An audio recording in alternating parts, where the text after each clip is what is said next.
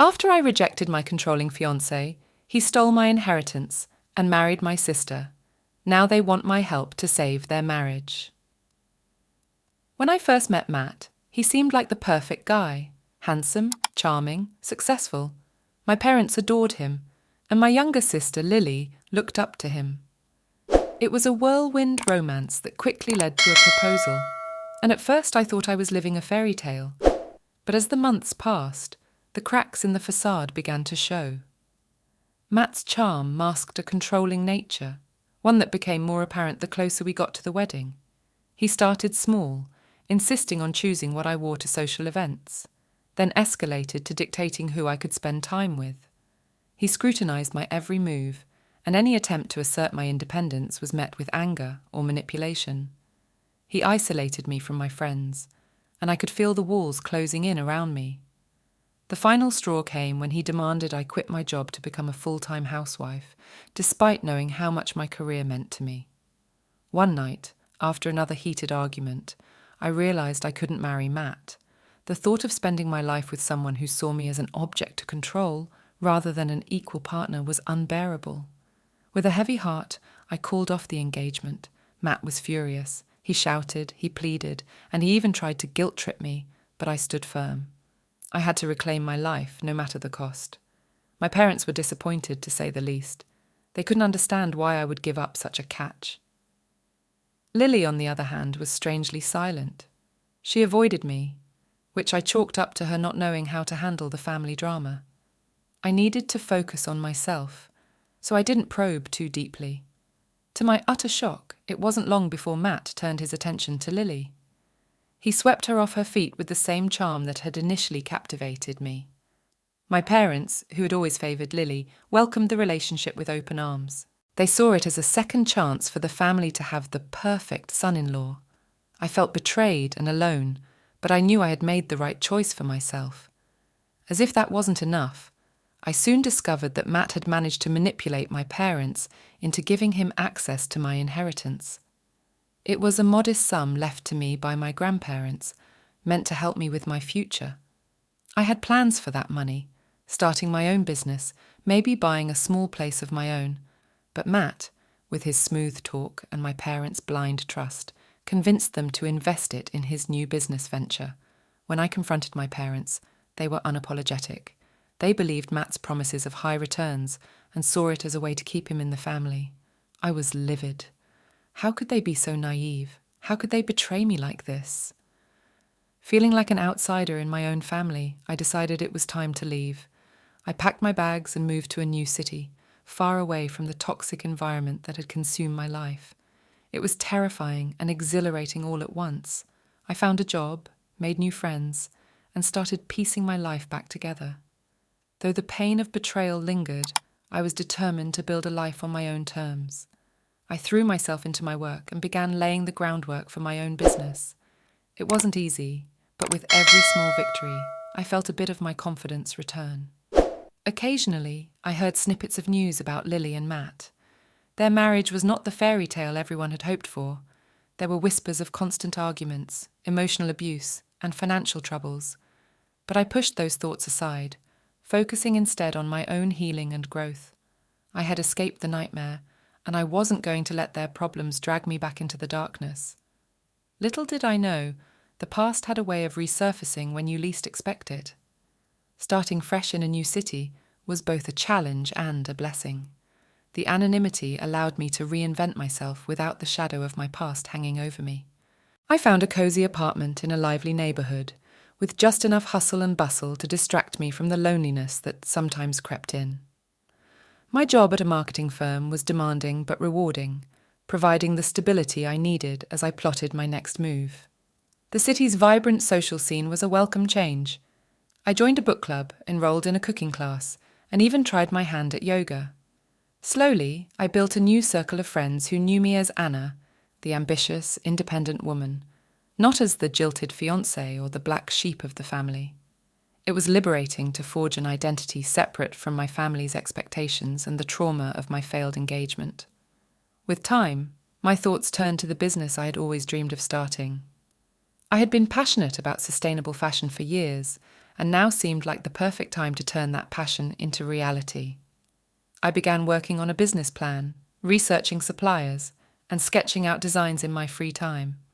Every step forward felt like reclaiming a piece of my stolen inheritance. One evening, while attending a networking event for entrepreneurs, I met Clara, a fellow fashion enthusiast with a keen eye for design and a head for business. We hit it off immediately and decided to join forces. Clara's energy and expertise were exactly what I needed, and together we launched our online boutique, EcoCheek. The early days were a whirlwind of late nights, countless cups of coffee, and an endless stream of emails. But the hard work paid off. Our unique blend of stylish, eco-friendly clothing quickly gained a loyal following. We leveraged social media to spread the word, and soon we were featured in several online magazines. The success of EcoCheek was beyond my wildest dreams, and for the first time in years, I felt truly accomplished. However, just as my business was taking off, my past reared its ugly head. One afternoon, I received an unexpected visit from my sister, Lily. She looked nothing like the bright-eyed girl I remembered. Instead, she appeared tired, worn out, and on the brink of tears. I hadn't seen her since I left, and her sudden appearance was jarring. "Anna, I need to talk to you," she said, her voice trembling. Reluctantly, I invited her in. As we sat on my sofa, Lily poured out her heart. Her marriage to Matt had become a nightmare. The charming man who had won over our family had turned into a tyrant. His controlling behavior had escalated to emotional and verbal abuse. He monitored her every move, belittled her dreams, and even threatened her whenever she tried to assert herself. "I don't know what to do," Lily sobbed. "I feel trapped. I made such a huge mistake, Anna. I should have listened to you." Seeing my sister in such distress stirred a mix of emotions, anger, sadness, and a reluctant empathy. Despite everything, she was still my sister, and I couldn't ignore her pain. "Lily, you don't deserve this. No one does. You need to leave him," I said firmly. "It's not that simple," she replied, wiping her tears. "Our finances are a mess. Matt's business failed and we're in serious debt. He convinced Mum and Dad to invest even more money, and now they're struggling too." The mention of my parents' financial troubles hit me like a punch in the gut. Despite our estrangement, I didn't wish harm upon them. They were misguided, but they were still my family. "Lily, you have to get out, for your own safety and sanity. We can figure out the rest later," I insisted. After hours of talking, Lily finally agreed to seek professional help. I promised to support her, but I made it clear that she had to take the first step. She needed to reclaim her life, just as I had. As Lily left, I couldn't shake the feeling that this was just the beginning of a long and difficult journey. My family had been pulled into Matt's toxic web, and extricating them wouldn't be easy. But for the first time in years, I felt a glimmer of hope that maybe, just maybe, we could find our way back to each other. Little did I know, the road ahead would test my strength and resolve in ways I hadn't imagined. A few weeks after Lily's visit, I received a frantic phone call from my mother. She was in tears, her voice barely comprehensible. After a few minutes, I managed to piece together that Matt's business had not just failed, but had collapsed spectacularly, leaving them in severe debt. My parents, having invested heavily in his venture, were now on the brink of losing their home. The situation was dire, and my mother was desperate. "Anna, please, we need your help. We don't know what to do," she pleaded. I took a deep breath, feeling the weight of her words. Despite everything that had happened, they were still my parents. I couldn't ignore their suffering, even if part of me felt that they had brought it upon themselves by trusting Matt so blindly. "Okay, Mum, I'll come by this weekend. We need to talk about this face to face," I replied, my voice steady despite the storm of emotions brewing inside me. When I arrived at my parents' house, the atmosphere was sombre. The once warm and lively home now felt cold and tense. My father, usually so strong and confident, looked defeated. Lily was there too, her eyes puffy from crying. Matt was conspicuously absent, which was probably for the best. We sat down in the living room, and my parents laid everything out. Matt had not only mismanaged the business, but had also taken out loans in their names, leaving them with mountains of debt. They had no savings left, and foreclosure was imminent. They were desperate, and saw me as their last hope. "Anna, we don't know what to do. Can you help us?" my father asked, his voice breaking. I looked at them, feeling a mix of pity and frustration. They had chosen to trust Matt over their own daughter, and now they were paying the price. But I couldn't turn my back on them, not completely. "I'll help you, but we need to set some ground rules," I began. "First, we need to get a lawyer involved to see if there's any way to mitigate this debt. Second, you need to cut all financial ties with Matt. No more loans, no more investments, nothing. And third, Lily, you need to leave him. He's toxic, and staying with him will only drag you further down." Lily nodded, tears streaming down her face. "I know, Anna. I'm ready to leave. I just don't know how. We'll figure it out together," I assured her. "But you need to be strong." Over the next few days, we set things in motion. I found a reputable lawyer who agreed to take on my parents' case. He was skeptical about how much he could do, given the extent of the debt, but he promised to try his best. Meanwhile, Lily stayed with me, away from Matt's influence. She was fragile, but determined to break free. One evening, as we sat in my living room, Lily opened up about the extent of Matt's abuse. He had not only controlled her finances, but had also isolated her from friends and emotionally manipulated her into believing she was worthless without him. It was heartbreaking to hear, and I felt a surge of anger towards him. "You're not worthless, Lily. You're strong and you can rebuild your life. I did it, and so can you," I told her firmly. "Thank you, Anna. I'm so sorry for everything. I should have seen through him sooner," she said, her voice filled with regret. "It's not your fault. Matt is a master manipulator. But now you're free, and that's what matters," I replied. As Lily began to regain her strength, we worked on untangling the financial mess Matt had created.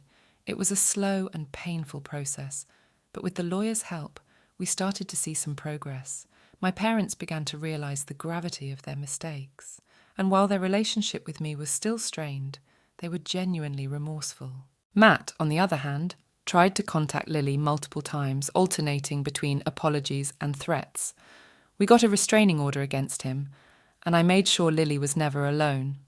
My friends, who had become like a second family to me, rallied around us, offering support and protection. One night, as we were wrapping up another day of dealing with the fallout, Lily turned to me. "Anna, do you think we'll ever be a real family again? Like before all of this?"